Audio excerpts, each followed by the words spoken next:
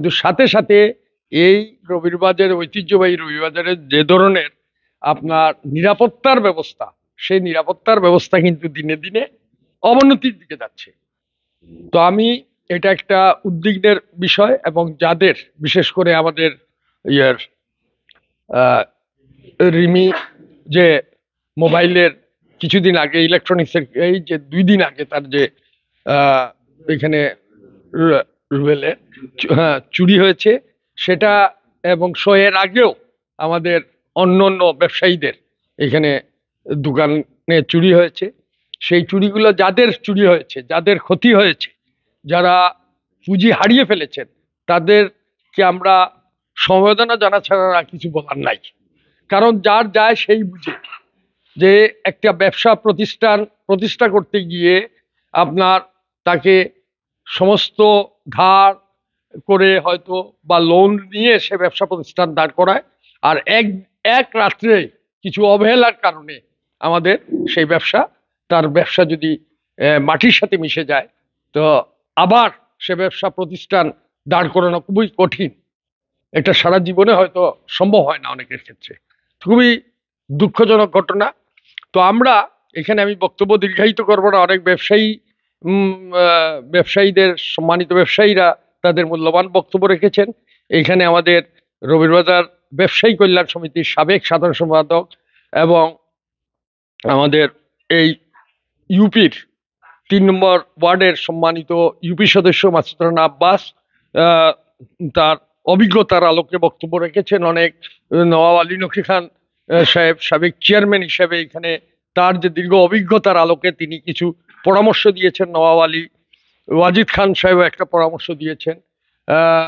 নওয়াব আলী তাকি খান, আলী বাখর খান সহ অন্যান্য ব্যবসায়ীরা, আমাদের মারুফ ভাই কিছু বক্তব্যের মাধ্যমে মনের কিছু জ্বালা তুলে ধরেছেন এবং সাথে সাথে কিছু সাজেশন দিয়েছেন।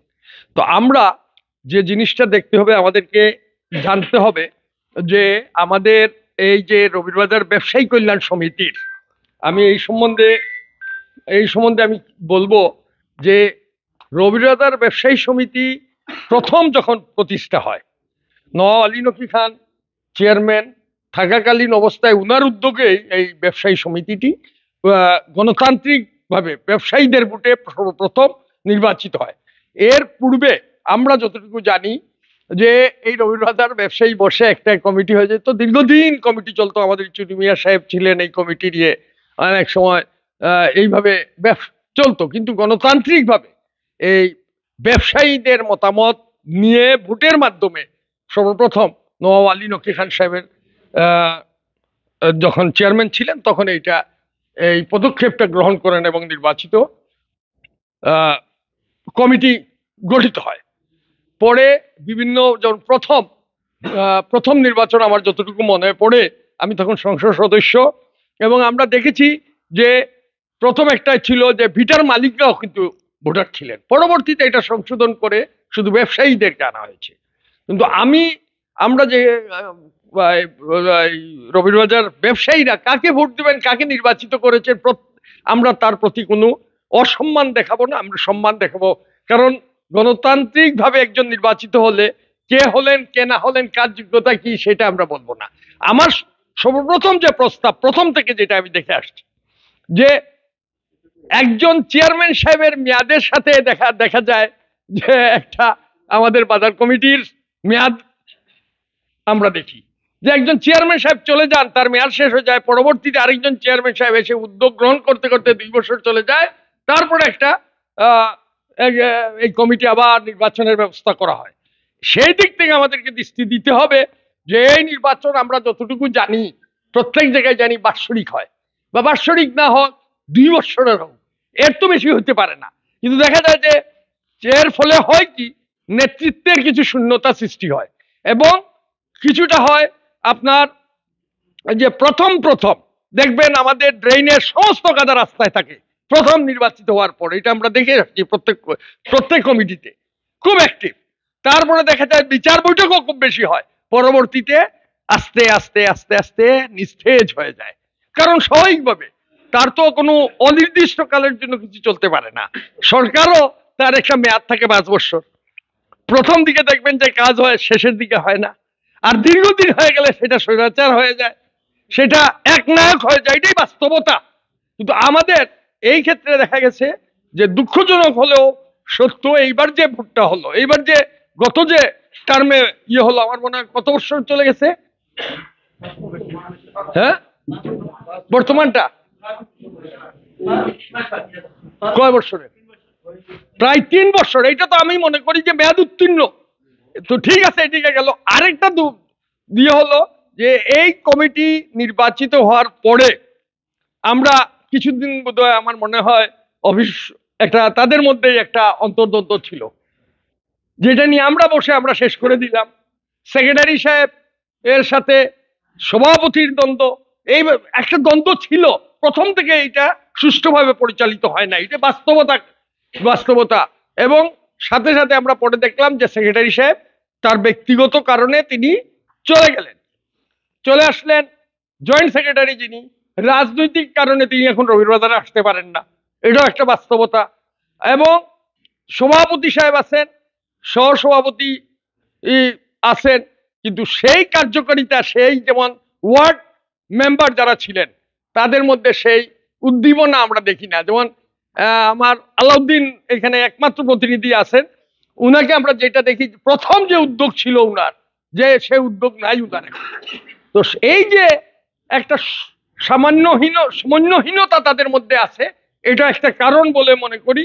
এবং আরেকটা জিনিস ছিল যে এক সময় রবিবাজারে একটা এর আগের কমিটি বোধহয় সিসিটিভির ব্যবস্থা করা হয়েছিল। সিসিটিভির যে অভিজ্ঞতা, আমার অভিজ্ঞতা থেকে আমি বলি যে সিসিটিভি কিন্তু এটা তো লাইফ লং জিনিস না, এটা নষ্ট হতে পারে। আমরা রবিবাজার মসজিদে বিভিন্ন সময় সিসিটিভি দেখে নষ্ট হয়ে যায়, অনেক সময় শর্ট সার্কিটের কারণে নষ্ট হতে পারে, অনেক সময় বিজলির যে হয় তার জন্য নষ্ট হয়ে যেতে পারে, বিভিন্ন কারণে নষ্ট হতে পারে।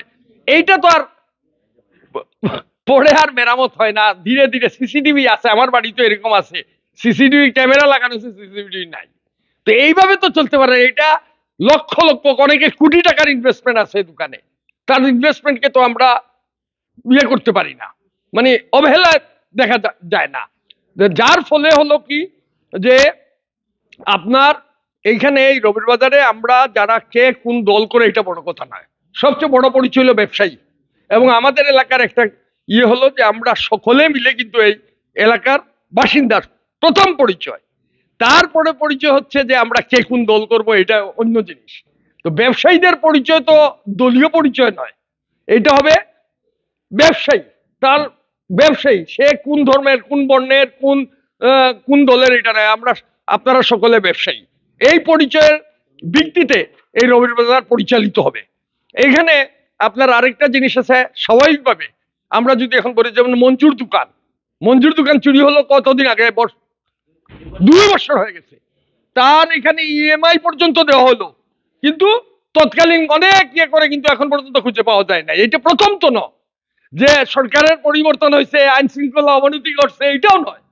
কিন্তু এটা এই রবিবাজারে কিন্তু এই ধরনের বড় বড় চুরি দীর্ঘদিন ধরে হয়ে আসছে, পদক্ষেপ কিন্তু নাই, এটার অন্যতম একটা কারণ হলো, আমি মনে করি যে নেতৃত্বের শূন্যতা। মূল কারণ হলো নেতৃত্বের শূন্যতা। আর আরেকটা জিনিস আমি পরিলক্ষিত করেছি, যে আমি তো অনেক লেট নাইট পর্যন্ত বাজারে থাকি, আমি দেখি যে রবিবাজার বাজারে, এত বড় বাজার, চকিদার নাকি 6 জন মাত্র, 6 জন, এখন 5 জন চকিদার। আমি এক চকিদারকে জিজ্ঞেস করলাম যে তুমি চুরি হইলো মিয়া, তুমি কিভাবে করো? সে বললে, আমি দেখেন এখন আমাদের সীমানা হইলো দীপকের বাড়ি পর্যন্ত বাজার, কিন্তু দীপকের বাড়ি থেকে আমি কোন জায়গায় বললো, সে ওই বোধহয় যমুনা পর্যন্ত। বলেন একটা স্বাভাবিক মানুষের জন্য যদি সে ওইদিকে যায়, আবার ঘুরে আসতে আসতে ইজিলি চুরি হয়ে যায়। এবং যাদেরকে রাখা হয়, অধিকাংশ যাদেরকে রাখা হয়, ধাক্কা দিলেই সে পড়ে যাবে। কিন্তু স্বাভাবিকভাবে একটা কথা আমরা শুনি যে কমিটির কাছ থেকে অনেক সময় শুনছি যে টাকা দেন না ব্যবসায়ীরা। যদি সত্যি হয়ে থাকে তাহলে আপনি নিরাপত্তা চাবেন কেমনে?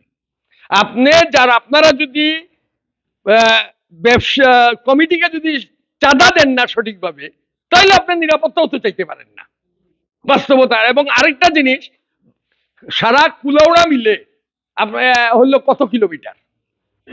13টা ইউনিয়ন, একটা পৌরসভা, কত কিলোমিটার? এই কিলোমিটারের জন্য আপনার বাংলা কুলাউড়ায় পুলিশ আছে কতজন? তারও তো সীমাবদ্ধতা আছে। এবং বিগত আন্দোলনের সময় অনেক গাড়িও কিন্তু নাই এখন। আগের যে গাড়িগুলো ছিল অনেকগুলো গাড়ি অকেজ, এইটাও আপনাকে বাস্তবতা মানতে হবে। এবং পুলিশের মধ্যেও গত সময়ের যে তাদের আকামের জন্য কিছু কিছু পুলিশ কর্মকর্তা পুলিশের মানুষের একটা ক্ষোভ তাদের মধ্যে